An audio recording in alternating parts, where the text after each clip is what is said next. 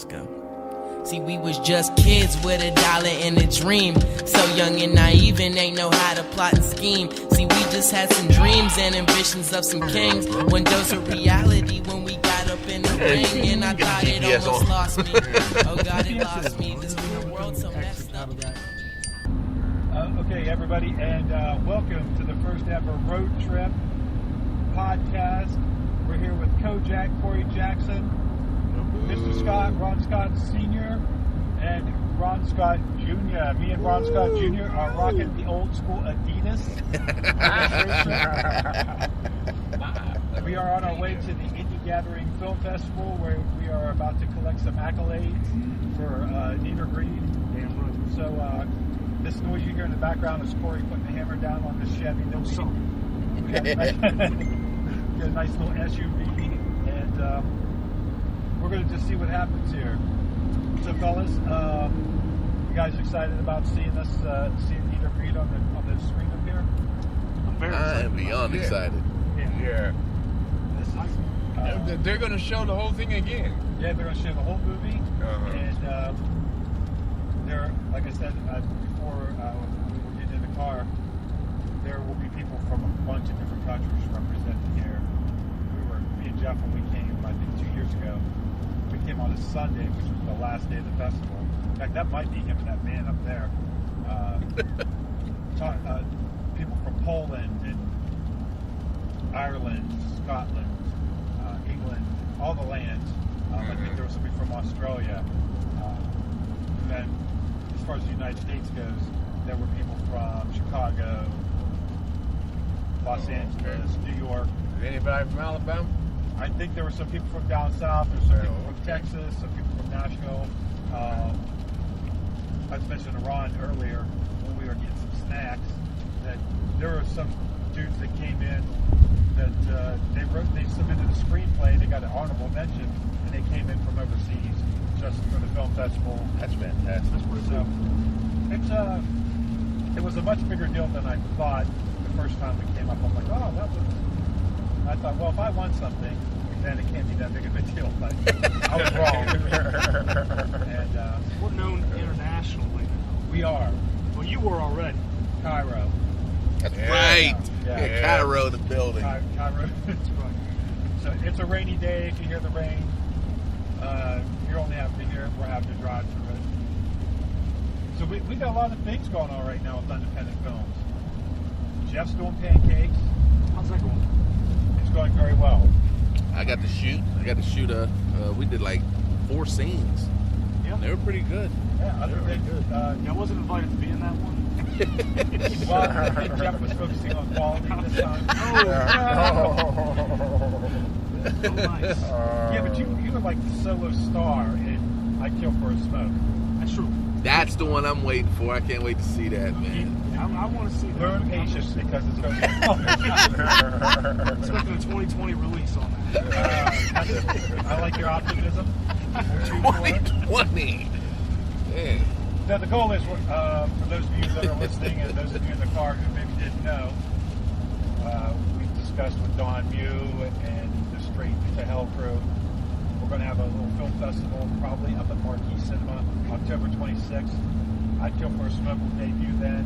Ow! We're going to play Don's and Brent and Keith's, a couple of their movies that are horror films.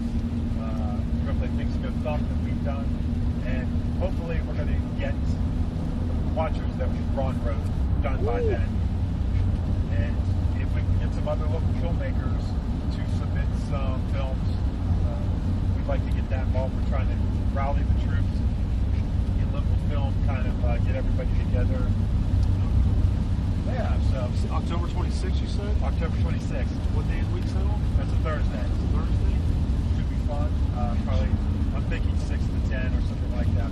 I should be able to make it. Yeah. Yeah, that's going to be We'll great. still do it anyhow. Well, I mean, I know you'll do it without me. But it won't be the same without me. It won't be the same without you. It'll be fun.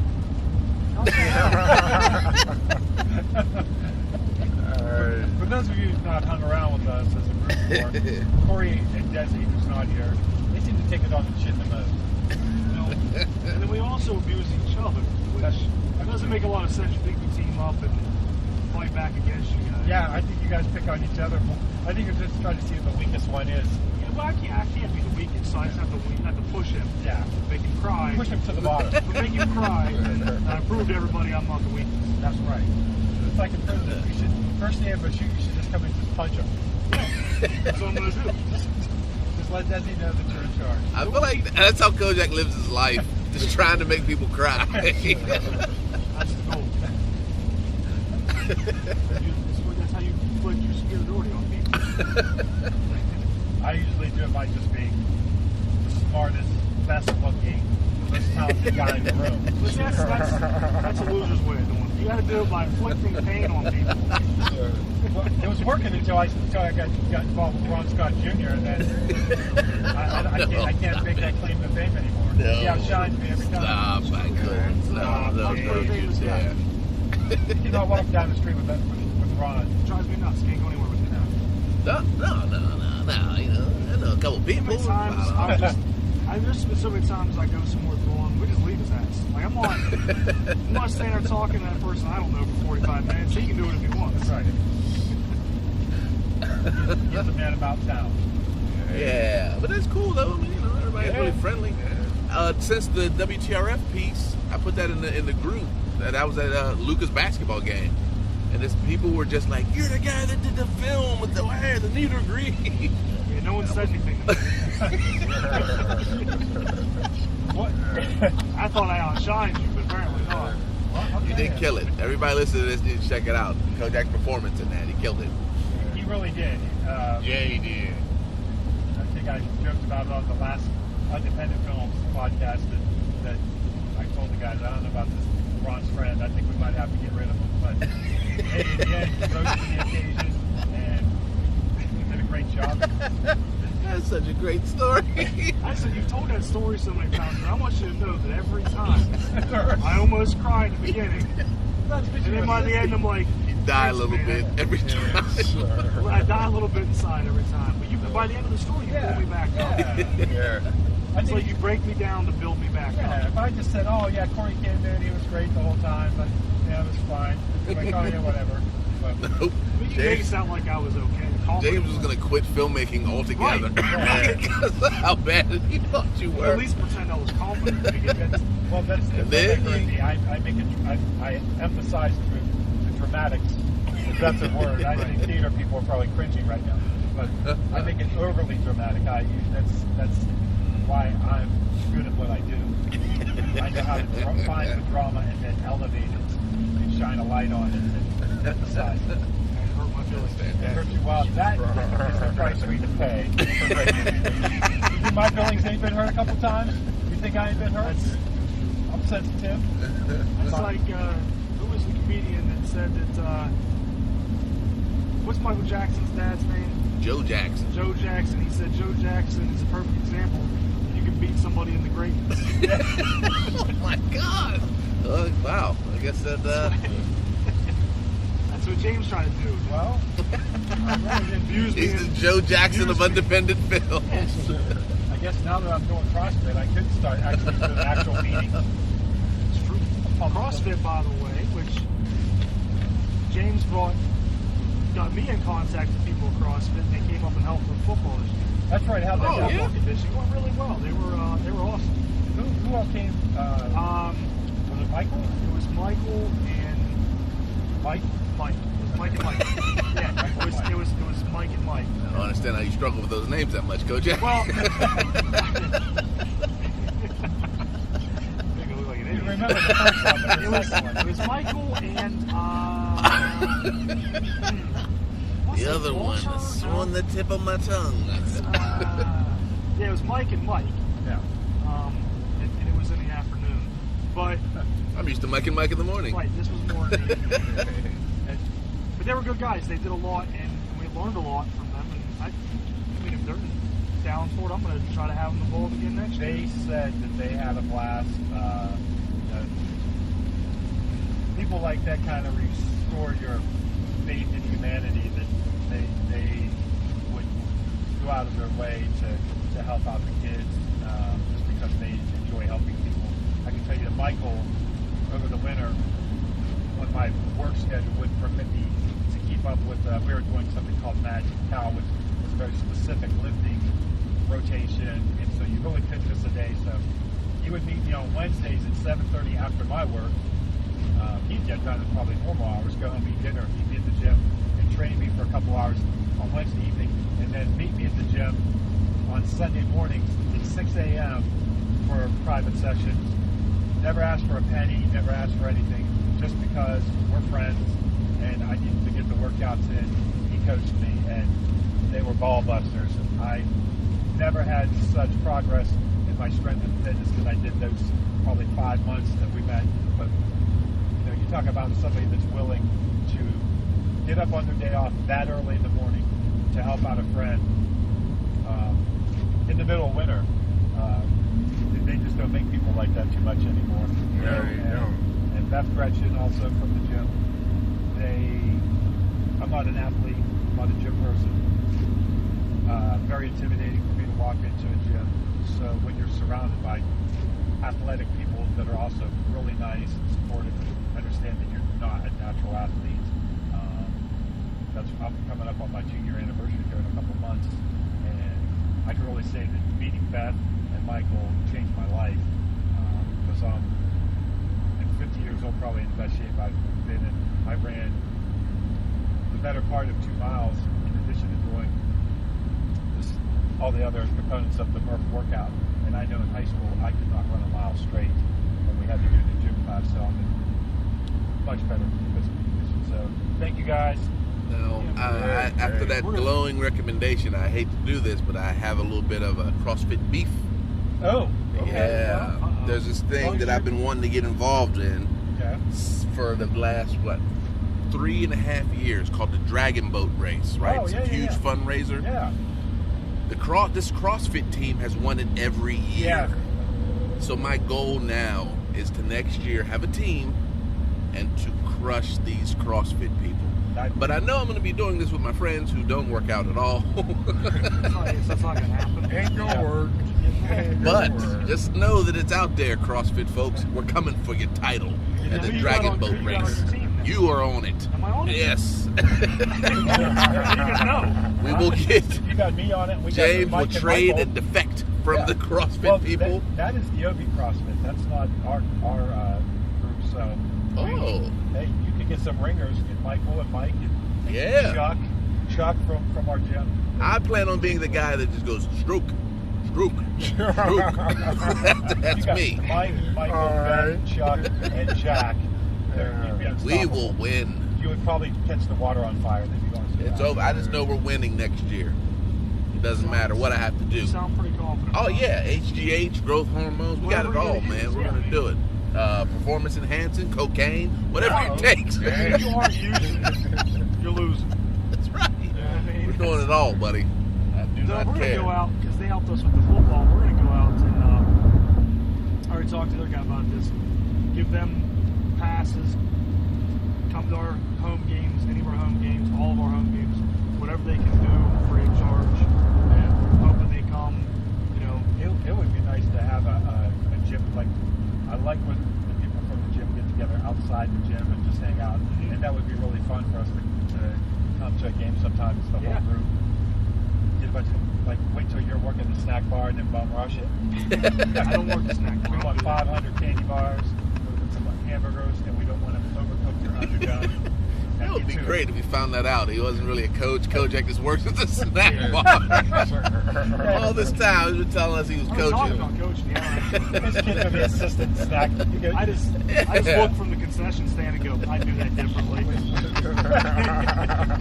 When he says that his son scored a touchdown, he means he saw one of the athletes score a touchdown. He witnessed it. Scored a touchdown, and I was like, I wish he was my son. When I would tell people that was my son. Corey's good. Your dad get back in the concession stand. He's taking it on the chin everywhere. Both of my kids had touchdowns last year. All right, that's awesome. But Avery, the younger one, he had a touchdown. He intercepted a toss to the running back. Wow. He played defensive end, jumped it, ran 90 yards for a touchdown. He was in the backfield before the toss. But God, man, it's really raining. But yeah, so we're able to involve them more again next year. Maybe they can see where the stuff they helped with early on will pay off. Can I just say that I'm not like a professional driver or anything, but generally I think when it's raining this hard, you don't use the intermittent wipers. In the rain. My man's got intermittent on like he's Mario and ready. I can see. As long as I can see, I'm good. You're good to go, huh? You can see in this? This dude's like Kevin Costner in Waterworld. I can you can see the headlights, the tail lights in front of us. By see, I mean it looks like we're in a sea. Yeah, it looks like we're underwater. Got it. Yeah. I got it. Better. Now that we're out of the Oh yeah, they're distance of kicking the car. up a lot of water. Hyundais do kick up a lot of water. What a piece of crap. Anyhow, hey, let's talk about Yeah. the dad thing, the contest that's coming up later, Gator. Oh, look, I'm getting so excited for this. Explain to the people at home. That's a shame. I cannot remember. Bennett, his wife, McKinley, Kate, she is making a shirt for the winner. Nice. That says, #1 dad joke competition. Yes. Now, the only problem, I keep running into folks who are a little confused about what it is. They keep thinking it's your mama jokes. Just instead of your mama, you say your dad. Well, yeah, I think that's... And that is not. That is not what it is. It's just two That's people. not what it is? No. It's like two people with a microphone. They didn't have to have a mic, but they'll be telling the corniest jokes, the worst jokes they can find, okay. trying to make the other person laugh. Oh, okay. But the key is the person telling the joke can't laugh either, because the other person will still get a point. And I'm thinking, you get like 5 points, wins a round, or do like a tournament, and the winner gets the shirt and whatever other wonderful gifts we decide. Okay, now you got people lined up for this? We got a couple. We got about 6 so far, but I want to do more. I want a whole full bracket. Are you going to compete or just host? As of now, I'm just hosting, but I really would like to jump in there, get in there. Maybe I could be the bonus round if you make it to the end. Because I've been writing my jokes, and I'm just letting you know, they are the highest level of corn. They are corny. They are filled of maize. My kids, they just look at me like, really, man? Come on. I plan on doing it. I haven't been working on jokes because I have a feeling that before we even start, I'm just going to be giggles. And I'm going to just start laughing at myself out of nerves. Yeah, that's going to be my downfall. I feel like I'm just going to laugh at anything. I've been mentioning it to Ryan Norman because that kid cracked me up and he is stoic. I can see him not laughing at it. It's hard to make him laugh. I can see him taking the prize, so I might just be his coach. Cut the eye. Okay. Water bottle. You're his corner man. I'd be a corner man. I'd be a cut man. Like, bring up Steve Roll. Come on, do it, man. That's great. But I'm looking forward to it. Yeah, I think maybe if you ever do another one, the dad thing, maybe you change it to You Can't Make Me Laugh competition. So people just... See, I thought people were going to get it because those videos are hot right now. Oh, and there's people that do it right now, and these videos, they're just called dad jokes. And it's just two guys going at it, trying to... And they're pretty corny, but, I'm not an expert in events or marketing, but I kind of am. So my suggestion... What did he say? So my suggestion would be, like, on the event page, post some videos of the YouTube. I might do that of today. The dad jokes so people know what's up. Yeah, and I'm going to throw a picture of the t-shirt that you can win as well. Nice. Sweeten the old deal. And I suppose if your corny jokes were still dad jokes. Yeah, and another thing, you don't have to be a dad. Somebody called in and was like, can I do it? I mean, I'm a woman. I was like, yeah. And then one dude called his young daughter. He wanted her to put her in. Yeah, man, bring her. I'd be like, your dad's so fat, he's bigger than the internet. That's pretty bad. Yeah. That's pretty rough. That's pretty awful. That's pretty bad. It ain't funny.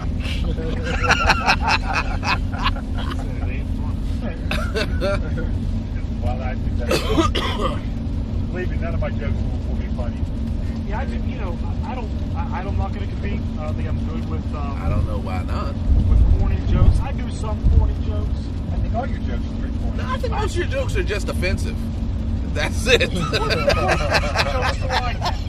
Everyone you've ever told. The one about the guy at work and his mom. That was That was terrible. Oh my I can't tell God. that. I don't even understand why you tell jokes at all. Oh, that's right, because you're living your life, make people cry.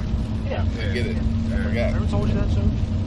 What's that? Ever told you the joke I told that guy at work? Yeah, All right, this is when your podcast gets all rated.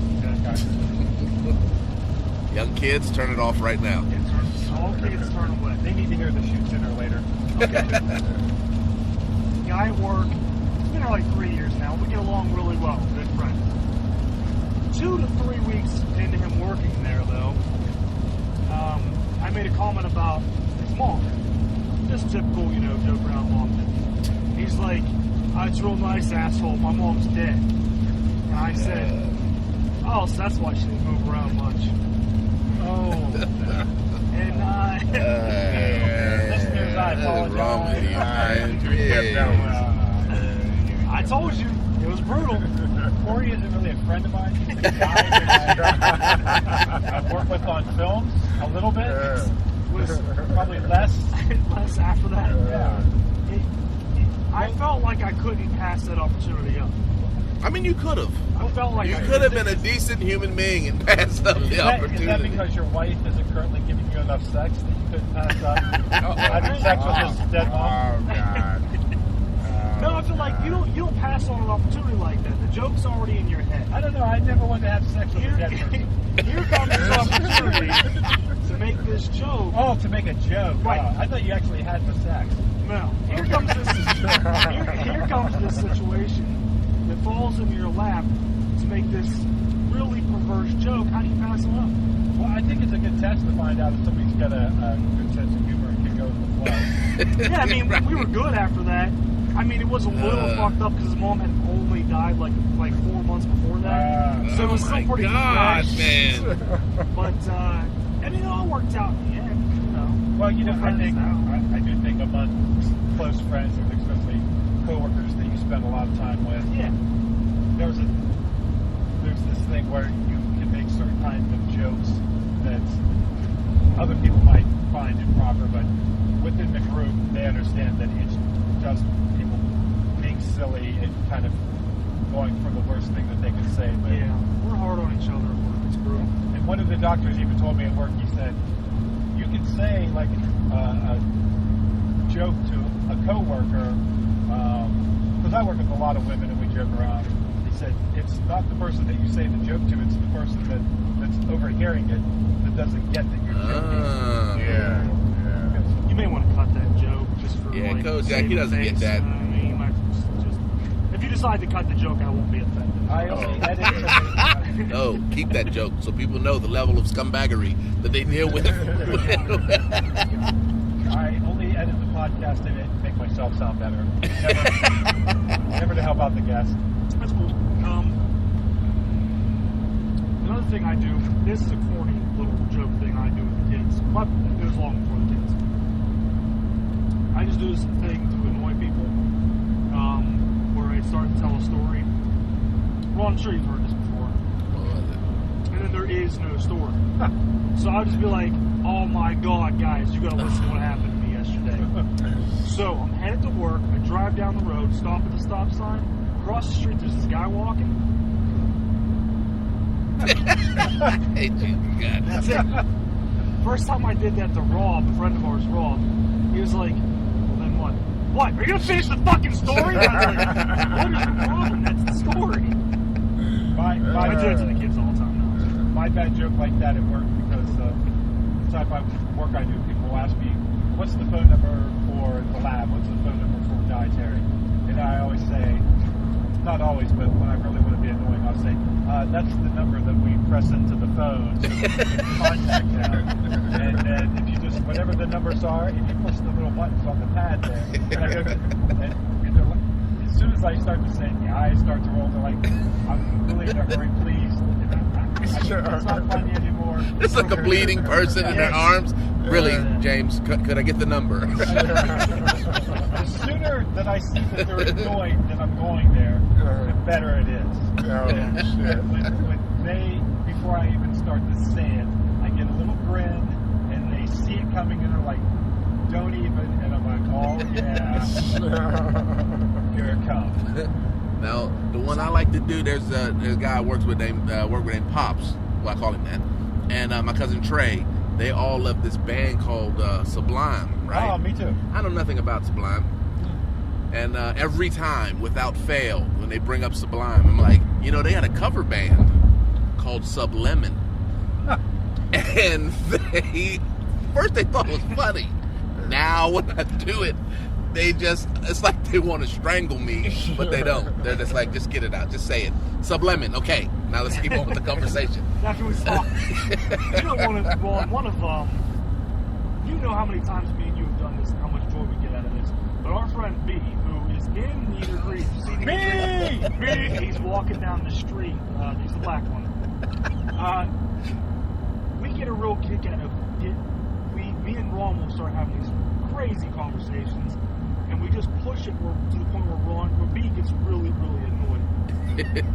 And we'll repeat, it won't just repeat something over time, like the Shadows. We had this whole idea for making a superhero group, and we were going to be called the Shadows. And it was going to be the three of us, me, Ron, and our friend B. And we talked about splitting the duties down the middle. So we have three. Everybody has a third of the responsibility. Ron's part of the responsibility for the group was going to be symbols and signs. You're going to leave our marketing. Yeah, like in Daredevil one time, there was like lighter fluid, dropped it, and when it lit up, it was the Daredevil symbol, like stuff like that. That was Ron's job. My job was to perch on top of buildings and things like that and look intimidating. The only thing we asked of B was to fight the bad guys. That's it. That was it. Yeah, one job. It had one job. They acted like we were being assholes about it. And so now every time, and this is years ago, you looked at me, I don't think you came up with that. Yes. So now every once in a while, we still will bring up the Shadows and how he's ridiculous because he wouldn't do his one job. And he gets really irritated. You knew when we started doing work, I texted you about this, Ron. Did you say anything to him? He seemed very upset, so I did not go on with it. What did you say to him? So, we started this thing at work. A couple of the guys had the moist, flushable wipes, all right? I can't believe you pause like that after moist. Make it weird.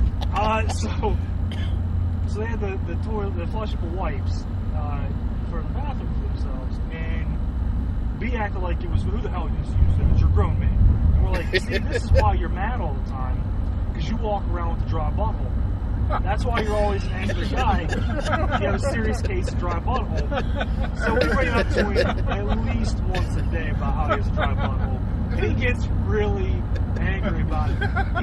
He walked out like, today we were doing it at lunch, and he was like, I'm fucking leaving. He just walked out of the office. A lot of fun. So Ron, would you send him a message? Yeah. It just said something that I put dry. I forgot. I think I deleted it already. Your butthole. Yeah, we just told him if you had a moist butthole, maybe you'd be in a better mood. He also said he doesn't like Hummers, like the car. Yeah. So and again, I jump in on this moist butthole joke because the friend of ours, the guy at work, beats everything to the ground, and B can't stand that. So I just piggybacked on it. And just, if I can make B lose his mind by the end of the it's going to happen. Then I'm going to feel good I joked about it once, and I thought he was going to walk over to my house and punch me in the face. So, no way. I'm not participating in that one. The other one was one time we had a Hummer there we were working on. B's like, I don't really like Hummers. And Aaron was like, Aaron, the other guy at work, he goes, who the hell doesn't like Hummers? What is wrong with you? What man doesn't like Hummers? Ed was talking about Ed. Yeah. Oh, did not realize that was a Hummer. We now, every once in a while, we'll bring up how B doesn't like Hummers. So today, when it all came together today, because we had a Hummer in the shop last week, and we were like, well, B, if you had a moist butthole and you liked Hummers, you had a Hummer once in a while, maybe you'd be in a better mood. Yeah, B's going to come in and shoot all of you guys one day. Last time I saw B, he was in the best mood I think he's ever been in, because I think you guys said, I saw him and Corey the night they blew up your hip-hop show to go to the Italian Festival. Yeah, they suck. Oh, yeah. Yeah, I like pulled up. We were feeling good. I pulled up to the little barricade on my motorcycle, and as soon as I took my helmet off, I just heard, James! I didn't really, I was just kind of learning how to ride this thing, so I was really focused on just not wrecking. But I knew that there was like these douchebags standing next to the barricade, and I'm hoping that I don't do anything embarrassing in front of them. And then I take my helmet off, and there's my dude standing there. You know what? I swear to God, I'm liking this up. Me and B are sitting there. All right, my brother and Billy, their guy we're with, went to get cars. Because B at this point had sprained his ankle pretty bad. His ankle's still not right. He was whipping hard. So me and B are sitting on the barricades. I'm pretty drunk. And I'll ride this motorcycle and just park it wherever the fuck he wants. Just park him wherever the fuck he wants. I swear to God, I turned to B and I'm like, who the fuck is this asshole just parking here? Just park wherever the fuck he wants. Instead of running my mouth about it, he takes the helmet off and I'm like, holy shit, it's James. And then we started yelling. We were like, hey, James! Yeah, I was bad mouthing right before that. Just because you were just parking where the fuck you wanted. Which, by the way, why the fuck were you parking where the fuck you wanted? Because you can. Well, yeah, that is kind of... I mean, you're a famous director. Yeah. And, I guess you just do what you want. You know? Yeah, I guess it's when you're famous, it lets you do that. Right. Yeah. Yeah, I guess the Italian festival people would prefer that you don't, like, park at the festival. Right. Where people are walking. Right. Probably don't like you to pull right up into the festival and go, hey, guys, it's fun parking. But it's, I just got in the bike, and I really liked it, and so I didn't want to park it with regular people. I wanted to put it in a special place. Anyway, it all worked out in the end. Yeah. I didn't run anybody over. I scratched my bike, and I got to see you guys. But you guys were a little tipsy on the adult You were. scared the hell out of me. I didn't realize. I was like, was that James that just saw? You know? I had to go back and give him a hug. I'm like, whoa. I didn't expect to see him at the Italian festival. Yeah, I didn't expect to see myself there either. I just kind of... Man, I didn't even go this year. I haven't gone in a number of years. You didn't go at all? No, I didn't get to make it down there at all. But this year they It were just wasn't like, that yeah, let's special. go to the Italian festival. I was like, all right, I guess we'll go. Yeah, because, I mean, you don't want to go to support Ron's friends and rap shows. I honestly forgot No, about he it. doesn't want to do that. And so we were there, and I was like, oh shit, B, we should go down there. B goes, I'm not fucking going down there. I was like, you'd go down if Busta Rhymes was there. He's like, no, I wouldn't. I was like, come on, man. Yes, you would. Yes, you would. And that's why he hurt his ankle, because Carmen got him. Karma. Yeah. God was Then watching. we started thinking about it. Once we started drinking, it's a fucking long walk. Yeah. We weren't driving. If you don't do CrossFit, So, for people that don't do CrossFit, that is a mighty long walk. Right. For someone like myself, Ron was nothing. supposed Sprint, to it's stop nothing. over and see us, too. I was? Yeah, I called you. Oh, you did? yeah, after you blew him off, I'm surprised he didn't take time to go over there to see you.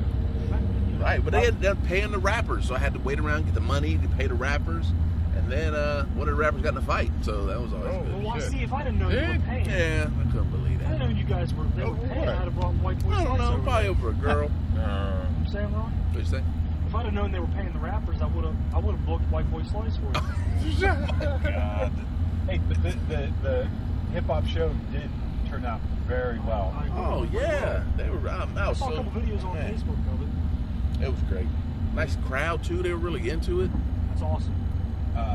Chance, He killed it. he lit the place up, and then I didn't know how I didn't really know his music that well, but I was wondering how one guy was going to come up there after there was a stage full of people and it was really high energy, and he just came up and put a little bar stool right there in the middle and just sat on it very calmly and this really nice, Just did his thing. low-key thing, and like totally got the crowd to get to his energy level, and then he had him hooked the rest of the show. Yeah, I like him a lot. I think the stuff he does when like you're saying, when he slows down like that and just sits there and just does his thing is pretty damn good.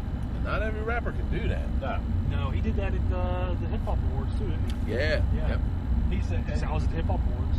The hell were you, James? got diarrhea. You know, I was there with Jeff and his wife. It was the whitest table in the place. It was me, Jeff, and his wife. Listen, Jeff's wife is amazing. She's a nice. She was at the pancake shoot like no other. It was oh man, I was so jealous. She was holding the boom at one point. She was grabbing water. She was like going through the script. Oh, She's invaluable, that's for sure. jeez. Yeah, I got to meet Peth before the show, and what an impressive guy. Just a super nice young man, very talented. We talked about art and a bunch of other things. Very multi-dimensional. Not what I think most people would expect when they think of a rapper. Right. I don't know what people expect, but I'm looking forward to having him on this podcast at some point. And Yeah, he'd do a great job on it too. I was glad to see that the show went well, and I think that it'll help propel local hip hop in the future. I hope. Next stop is the Capitol. Holy hell! I did not know that. Yeah. At the Capitol. Are there gotta really get that a many book on it? hip hop artists or people in the area? Yeah. Really? Yeah, there's a nice little scene. Now, the only problem is not many of them have what I consider a real strong drive to create new music all the time. Oh, okay. Like, they'll knock out like a mixtape, and they'll kind of just sit on it for a couple of years. And be like, yeah, I made that mixtape Yeah. back in 2011. It was hot. Yeah. You gotta make. I mean, I know that's probably easier said than done because I'm not the guy that has to sit down there and make the music. But I feel like you would want to stay relevant. I would, if I was a rapper. Yeah. I would have a CD in my pocket at all times, a jump drive with some music at all times, and 16 bars in my head that's memorized that I would be able to deliver at any moment if I really wanted to get discovered like that. You did that little verse. It was pretty good at the time you read. Me? Oh, well, you know, I tried. Oh, it was all right. Hey. It wasn't the 16 bars. It was 11. It was hot 11 bars. But I'll be honest with you. When I heard that it existed, I thought, he made a fucking fool. I was like, I gotta listen to this shit so I can make fun of him. And then I heard it and I was like, yeah, man. yeah, see? I'm very excited. That's all I about wanted that. from it was the ability to make fun of you. And you took that away from me. As you live your life trying to make people cry. Well, I follow a lot of different stand-up comedians, and almost all of them say the same thing, that if you really want to be good, be exceptional at what you do, you have to always be creating new material, always working hard. The people will see someone perform, whether it's a rapper or any kind of musician, a stand-up comedian, even the films that we make. And I think if you do it well, especially, it looks very easy. But the fact is, I think people that even take Need or Greed, for example, look at how much time we actually spent on a 35-minute movie. A ridiculous amount of time. If you take the 6 of us and how many hours we each individually spent, you're talking thousands of hours to make a 35-minute movie. I always point to not to interrupt you, but I always point to the stairs scene. We spent a good 2-3 hours at least on the stairs. The stairs scene is what? Yeah. Maybe 30 seconds Yeah. in the movie. It's Yeah. not very much. Holy crap, I didn't even We think spent about that, so much man. time on those stairs. And if you also look at how much time that the technical crew spent figuring out how we were going to film on the steps, and then me and Ronnie gone through and kind of talking about the different ways, and then the rehearsals that we did on the steps, and then the hours of filming on the steps on top of that. You're talking about 12 hours maybe to do a 30-second scene, and then Jeff had to edit it all together and add the music and balance the sound. So there, 30 seconds. yeah, for that 30-second, which is one of the more complicated shots, but you're looking at a good, maybe even as many as 20 hours for that 30-second shot. Now Jeff, he spent a lot of time editing the movie, and I said, we just have a few more tweaks to fix up. So he took the day off, he came over to my house, we set up a little editing suite in my garage, and I think we mentioned this on the last podcast, but 12 hours of us just doing little tweaks, a half a second here, putting in a close-up there, just to kind of dial in the editing. And there were some things that I wish we would have done a little bit better. But the point being that, yes, you can't just come up with 5 or 6 songs and try to think that you're going to get successful off of those, especially nowadays when volume of content is important to a lot of venues, a lot of outlets, as the quality of content used to be. And where's the ambition from artists? Like, it seemed like you would want to be especially rappers. But even if you just take away rappers, I feel like you just want to be great or really good. Or why not want to be great? Like, why not? But you know what, though, now? Because I've always considered myself a poet, you know, but you do get to that point where you say, I really don't care what people think about what I'm writing, as long as it's making me happy, you know? Exactly. And if you get to that point, then you can say, all right, I can show this to anybody, you know? Yeah, why not get there? Yeah, you know, I can get to that point. 2 points is, one, James, you brought up comedians. Comedians have a harder job than musicians because the Rolling Stones have been performing the same goddamn songs. And people still want to hear Brown Sugar. People still want to hear Brown Sugar. Let Chris Rock come out and say the same joke twice. People are going to be like, motherfucker, I heard that shit last night. Yeah. And so it's a tougher gig when you think about it. And, you know, I think creatively it's harder to come up with a joke that's not similar to another joke you already told, or similar to another joke someone else already told. And songs can have similarities to other songs without pissing people off. Right. But if you have a joke that's kind of like a joke somebody else said, people are going to be like, oh, he fucking stole that shit. I mean, do you ever feel, though, that you get to that, you know, you being an artist and a writer and all that stuff, you get to that point where the creativity seems to stop for you, where you don't seem like, you know, even though you may want to, you know, it's like with Stevie Wonder.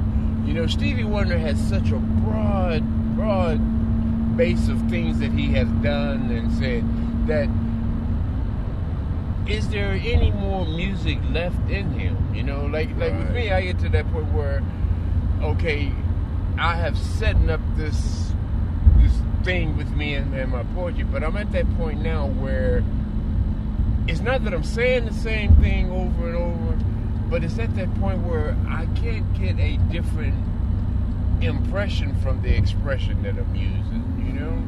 Yeah. I mean, it's like it's reached that point, you know, like with Stevie Wonder's music.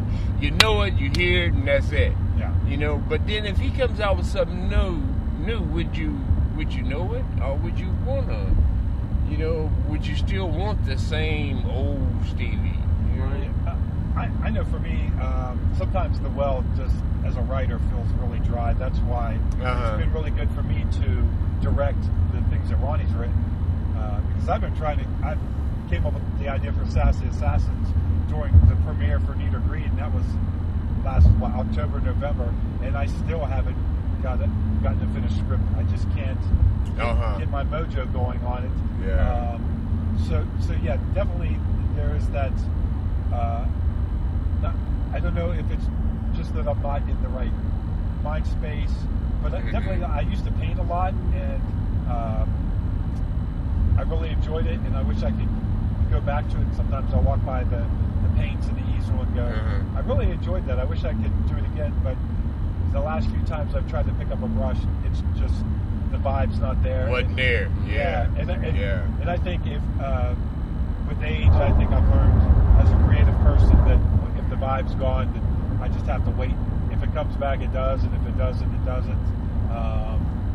And kind of find other things to concentrate my time on. Now, as far as what Corey was saying, I thought about this too: stand-up comedians versus musicians. The other thing that a stand-up comedian has to do, damn, Subaru, cut us off. A stand-up comedian has to elicit laughter. Either a joke is funny or it's not. A song is a matter of, well, it was kind of good. You can sit there in the audience and take the whole concert, and maybe you didn't like every song, but you clap after every song either way. You cheer after. If you like the band, you're going to cheer after every song, whether it was one that you liked particularly or not. But a stand-up comedian, you can tell the same joke the same way to a different audience, and they just don't laugh. Right. If they don't laugh, you're all by yourself up there holding the big embarrassed as hell. And then you've got to try to keep going with the next joke, and it's going to fuck your vibe up. Yeah, but the idea that you have to elicit a human response that either people laugh or not, and we have no control over whether we laugh. And you can be a hater, I guess, and sit there and try not to think it's funny. But ultimately, you're trying to elicit laughter from a person where music, they can kind of like it and still give you a good thumbs up afterwards, but nobody laughs, man. Everybody knows that you're sucking an egg. Now, you know what I've noticed, like, and this is not, me being like, as a writer, I believe, like, with this film stuff, I feel like it gives me at least a different, like, it revitalizes you in a different way. Because now if I write something, a whole different I get to think, think about how someone's going to shoot it, or how, and then before, all I thought about was the dialogue sounding original. And that's how I've been thinking about with my poetry. I'm like, maybe I should, film some of it to see, what the concept of it really is. Right. Just so I could change it up a little bit. And there's small exercises that me and my boy Jeremy was working on that it helps me tons, where you get a scenario and you got to go. Like, 2 people, 1 room, there's a gun, 1 dies. Okay. A man, an animal, and a child are in a room. At the end, the only person left living is the animal. It's vague premises. You have to build the whole script, and as long as it has those story. elements, you can take it anywhere else you want to take it. Like, it could be, the animal could talk if you want. It could be a unicorn. It could be from outer space. And when you do it that way, just for me, it gives all of it like a whole brand new life. Like, it lets you do all kind of crazy stuff. Like, the idea of an interrogation or a person in a room tied to a chair has always been so intriguing to me with writing, because what keeps you in that moment? Like, why is the person beating them? What aren't they telling them? How did they get there? And just 2 people in a room and 1 tied to a chair is enough. You could write 4 or 5 totally different movies or scripts or ideas just from that premise alone. That type of stuff I love. I've been, like I said before, I've really enjoyed directing the stuff that you've written, because I come into it fresh. When I try to direct something that I've written, I've already just lived with it so long that I've got it locked in my head how I see it, and I get too, I guess, frozen, and I also kind of lose my enthusiasm just because I've spent my energy on it way too long, where when I get one of your scripts, I'm coming into it midway, it's already written, and now I just have to figure out how to best capture it on film, and I think I have a lot more energy towards it. And I thought that the last one that we just did, filming at Dangerous Curves, went very well. I have to say, I was, as a director, I was one of my favorite shoots that I did, and I was really proud of the fact that when I was driving down there in the car, I said, I am not prepared for this. I hope that the actors in the club didn't look anything like what I thought it would on the inside. And it came together wonderfully. We had a perfect sized crew. The actors were great. The club looked beautiful on film.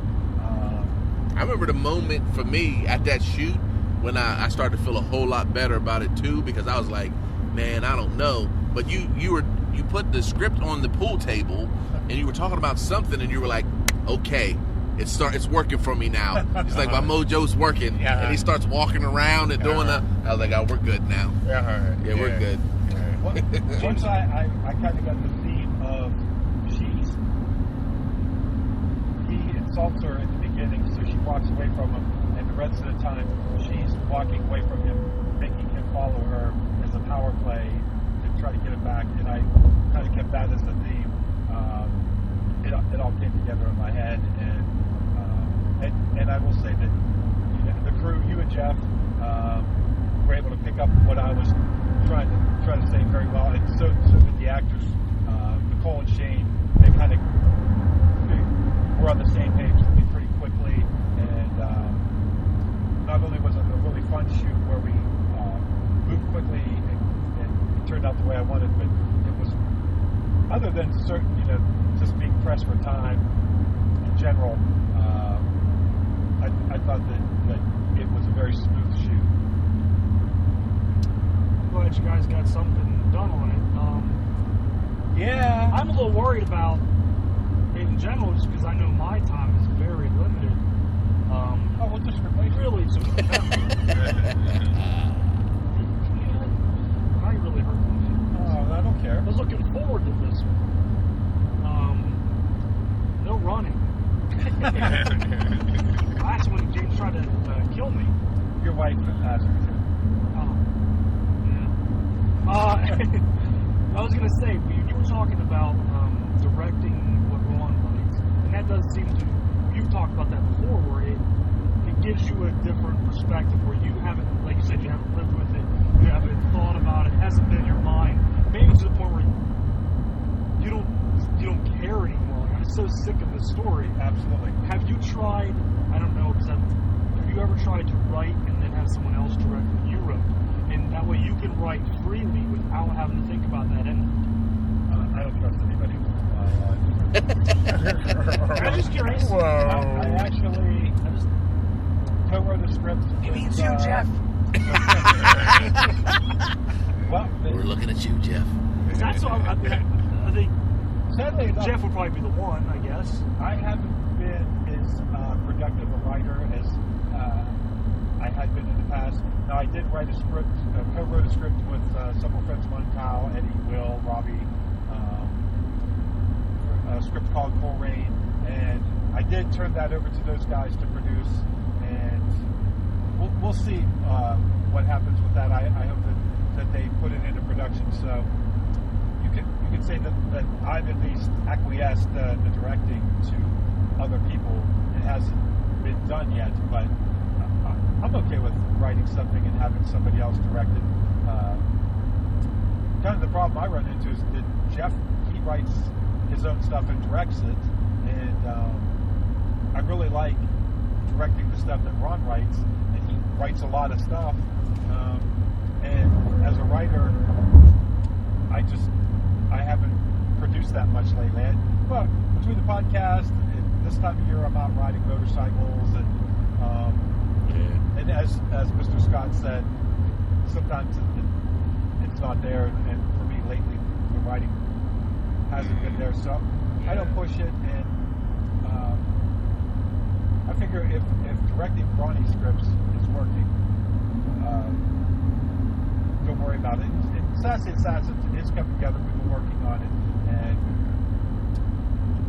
I guess my thought to that is I'm going to just focus on that one script, however long it takes me to write a really good script, because it's going to be a complicated shoot, and so when it is done, it'll be one of the better things I've ever written, and it'll be worthy of the time that we put into it, because the fact is I'm not that good of a writer. It takes me several drafts and a lot of changing of the story.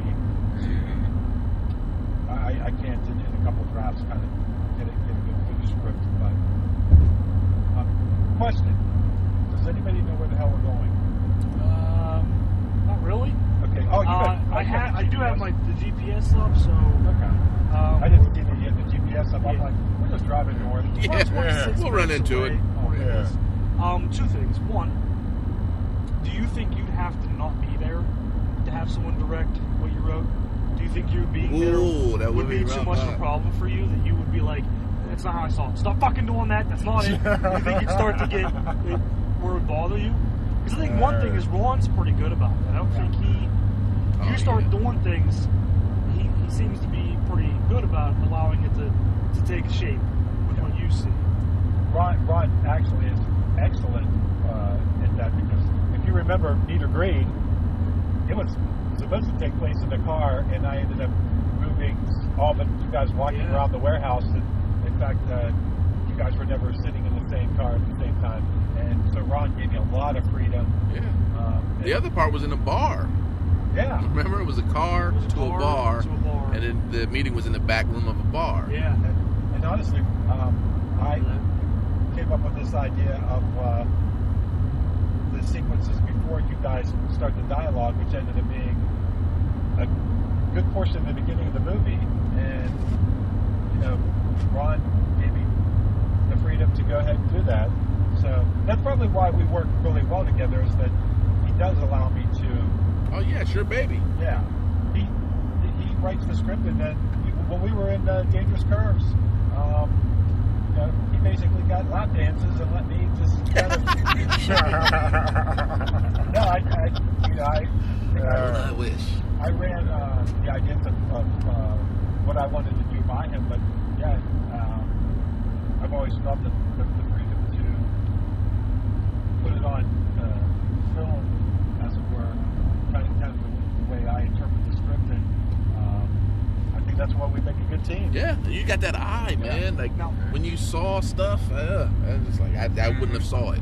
Now, do you think you're capable of the opposite? Because I think, as an experiment, I think you know that I'm not.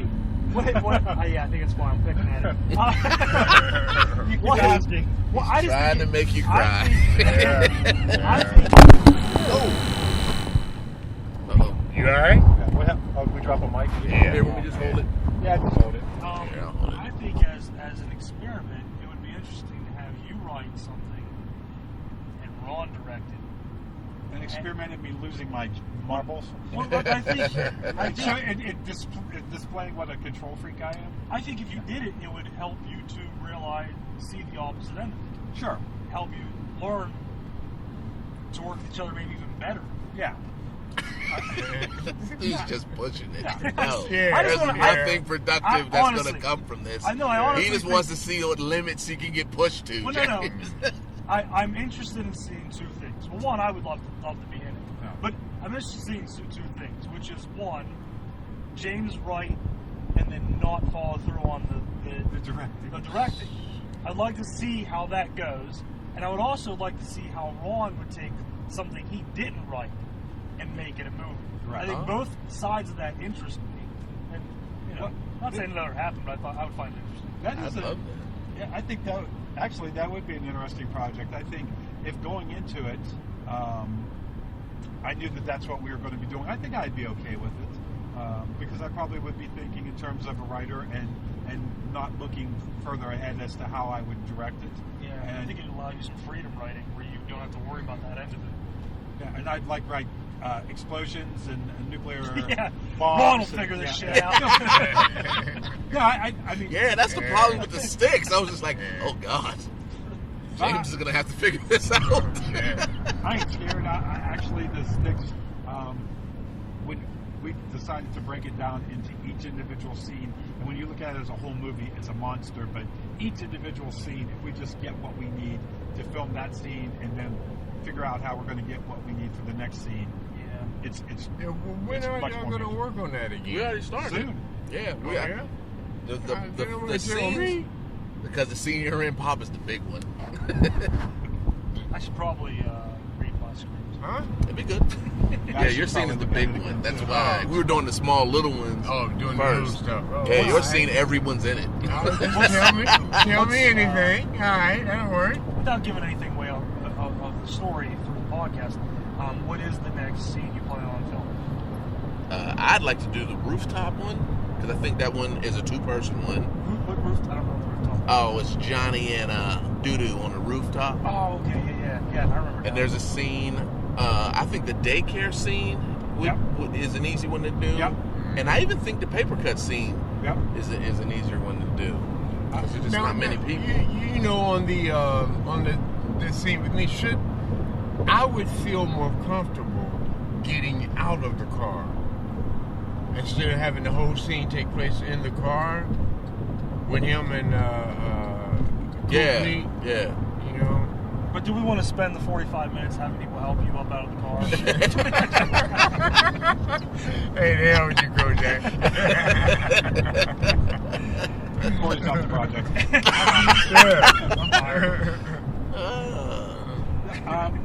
So, yeah, I think I could acquiesce control to Jeff or to Ron to direct. In fact, that's actually not a bad idea, because it would be good for Ron to have an opportunity to direct, because I think he already is kind of been stepping into the director role, as far as he's been directing the actors, and I've been more working out visually how we'll capture it on film. And I think as far as a team like that, we've worked really good. It's taken a lot of the stress off of me to not worry about the performance as much. Plus, he's been rehearsing with the actors. You know, not to break you up, but ain't it amazing that it is perfectly dry here? Yeah, there's no rain. Perfectly dry. Like it ain't been no rain around. The roads are dry. As far as the rehearsing, I know he's been rehearsing with everybody else. Usually when he's able to get everybody else, I'm not available to be there. I have set up a couple times for him to rehearse with me, and his ass just never does. That also is not true. Yes, it is true. That isn't true. That just isn't true. You're a fucking liar. It's just not true. People that are listening to this podcast, it's not true. Gentlemen, please. We just all agree with me. I'll look through my texts. It may have happened once. I'll give him that. Maybe one time. We'll post the transcripts online. Right. But the proof will be online. But I have, Jeff, he does most of the editing now, and man, I feel like that would be a cool thing to learn how to do. Cool, but probably stressful as hell. Yeah. it's very stressful and very time consuming, and I don't have the patience for it anymore. So, and really, they say that the movie is made 3 times: when it's written, when it's directed, and when it's edited.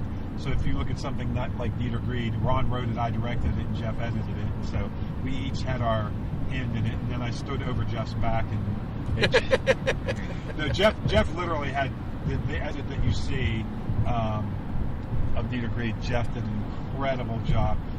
He looped the music. Basically, my tweaks for a close-up here, a close-up there. Because our footage wasn't necessarily organized the best, that's why it took 12 hours, but with every project, Jeff becomes a better and better editor, and I actually have an idea for a 5-minute short that Ron can direct that I would write, so I think, all right, I'm down. Game on. I'd like to see that. I think it would be cool just to, again, I think it allows you the freedom to write without worrying about the end of it. And it gives him an opportunity to experience the other end of it and see, because he always talks about how you have the eye for it, this eye that he doesn't think he has. But Ron's a pretty talented guy. I think he'll figure it out. I think he'll do a good job at it. I would like So I'd to be try interested it. to see. I think it'd be cool to see. I have an idea for the paper cut thing, but not like the actual scene, but the idea of how we introduce the character or to use for the extended trailer. That just makes me think of how it would look. Most of the time, I just think of how it would be acted, and so I think if that's the way you have to, like, your approach towards the whole film, then I can see that, but it would be like a whole paradigm shift. Well, I think that like Corey said, you'll realize that you can do it after you do it, and B, by doing it, you'll figure out your individual process. But I've noticed just in talking to you about the different projects, that you're starting to see the scripts visually, and that's very helpful. And I think the other thing maybe that you would find by directing a script that I wrote, I always try to find out what's going on, but behind the between the lines of dialogue. What are the characters? This is what they're saying.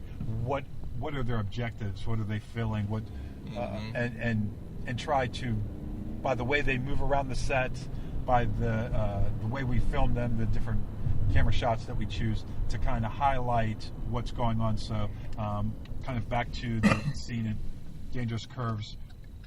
In the dialogue, she's talking about her father and the way she views life, but the subtext that wasn't really written in, that maybe I added or interpreted, was the part where she keeps taunting him and controlling him and making him follow her. And if I write something, you'll be able to say what's going on in their mind as they're saying these words. Like you threw another layer on there that's like, that's just slick, because I didn't see it. I didn't even realize it. And you added it to it, and that's just a cool thing. I don't know. And I think that it's hard when you're the person that's writing it to step back and see those layers, because you're focused on the words and the dialogue and how that's going to play. So Corey, he might have actually redeemed himself. Because that's the other thing is, I think And he's still something still. Ron directing somebody else's script would, I think, have a positive effect on his writing. It'd make him a better writer. Yeah. Even though I think he's a good writer. He's okay. He's a fabulous writer. I'll try. I think he knows what he's doing. He's a good writer. He's done a very good job so far. But I think if you throw him in the director's chair for somebody else's script, he'll know how that end feels, how that end plays out. So next time he goes to write something else, he'll have a new perspective on it. Sure. Right. I this might be the hotel up Holy here. crap, it's the smallest McDonald's I've ever seen. Is it a real one? Yeah, That's it's like what I I just was want you thinking. guys to know that Compact while we've been doing this McDonald's. podcast, I found a way to get us lost. No, So I think this is it right up here on the left. It's not. Oh, it's You not. sure? Okay. Why are we really far? We're Thanks a lot. We're only 21 minutes Well, away. at least this podcast will be a record when they find it and with the bodies. They can just play it back. We're 21 minutes away, but we've been 21 minutes away for about 10 minutes now. You guys just didn't realize how many different turns I took. See what I'm saying, man? I'm sorry, you guys are talking. Good. But And when the gunshots ring, look at that McDonald's. Good the God. windowless McDonald's. That is the worst McDonald's. That's so depressing. This is Where's this thing taking me? do not stop at the stop signs. When the McDonald's get that small, you do not Yes, stop in the a neighborhood. windowless McDonald's. Yeah, keep This driving. can't be a good neighborhood. No, I think anytime you do any aspect of filmmaking, it makes you a better filmmaker. Don Mew asked me to act in Severance, and at first I thought I don't really want to act, but I thought You should. I don't think it's going to be good, but there's not a lot of dialogue, and I've definitely thought that it would be a good Wow. opportunity. Oh, is this for it? me This is where the to- showing need agrees. Yeah. Oh, look at all these people here. I think it'd be a good opportunity for me to see it from the perspective of an actor. So, if they still want me to do the role, I probably will do it. I won't go to the theater to see the movie. But I would love to be down with like a scary type of, because that's primarily the type of stuff they do, isn't it? yeah, they do horror films. Yeah, man, I would dig something like that, just to be the black guy that doesn't die in the first 5 minutes. Oh, they already told me that they plan on killing you. Mm. I'm like, oh, you guys know a black guy that can act? Never mind. Hey, there's that windowless McDonald's again. We are officially in Akron hell. The problem is The that roads are closed. yeah, the And it's a problem red is, light. Oh, Just keep going. no, it's like, the problem is that the roads are closed. I need to get on, and it's Oh. my GPS cannot count. That was the whitest woman I've ever seen in my life. Did you see that? She's albino. Right. I think That was that's, amazing. Mom, I need to get back on. The guy that wrote the song Frankenstein, I think that's his sister. That was good. She's pretty white. You know it's a bad neighborhood when people walk across the street and they don't even look.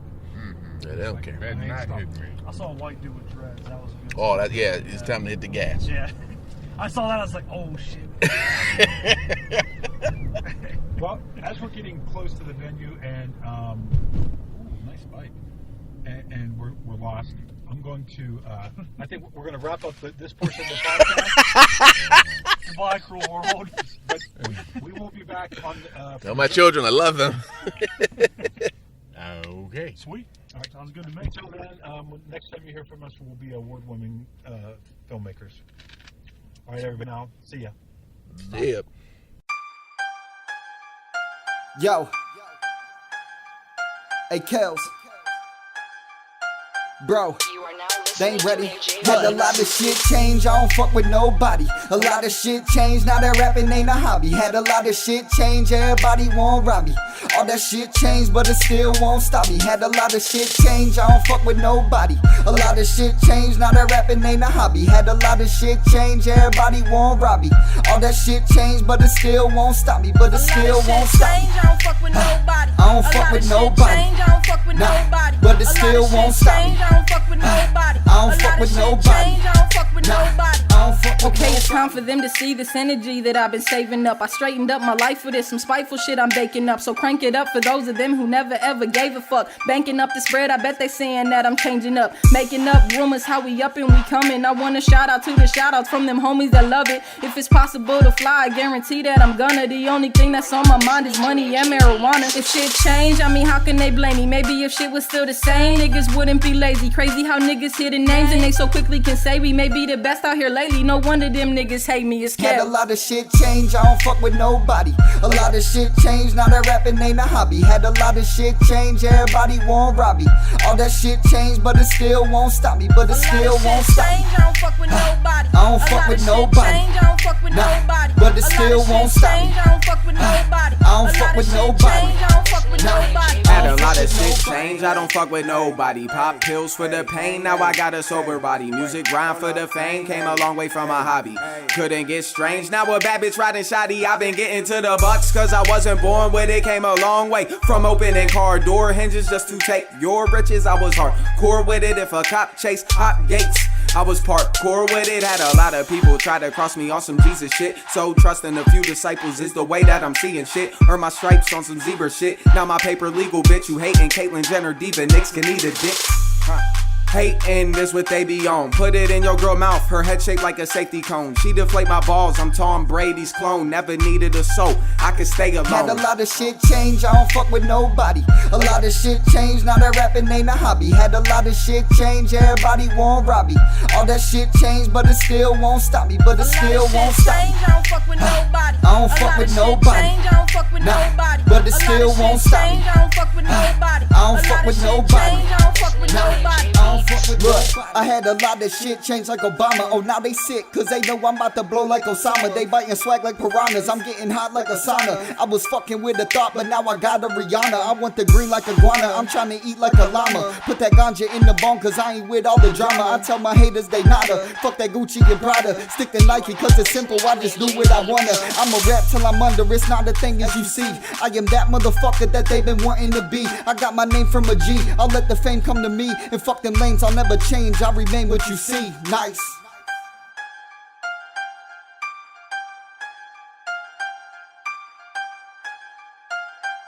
You are now listening to AJ Beats.